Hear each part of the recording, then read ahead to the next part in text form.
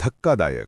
चापडगाव पाठोपाठ जामखेडमध्ये अफूच्या शेतीचा भांडाफोड, तब्बल 6 लाखांचा मुद्देमाल जप्त आणि दोघांना अटक. कर्जतच्या चापडगाव प्रकरणाची चर्चा सुरू असतानाच आता जामखेड तालुक्यातील बांधखडक शिवारातून अजून एक धक्कादायक प्रकार समोर आला आहे.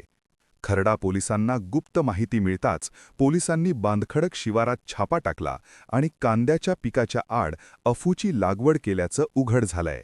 या कारवाईत तब्बल 22 किलो 561 ग्रॅम वजनाची अफूची झाडे जप्त करण्यात आली असून सुमारे 6,17,000 रुपयांचा मुद्देमाल पोलिसांनी जप्त केला आहे. या प्रकरणी सुधाकर वारे आणि मारुती वारे या 2 शेतकऱ्यांना पोलिसांनी अटक केली आहे. त्यांच्या विरोधात NDPS कायद्यानुसार खर्डा पोलीस ठाण्यात गुन्हा दाखल करण्यात आला असून ही कारवाई DYSP प्रवीण लोखंडे यांच्या मार्गदर्शनाखाली करण्यात आली आहे. या प्रकरणाचा पुढील तपास सहाय्यक पोलीस निरीक्षक उज्ज्वल सिंग राजपूत करत आहेत.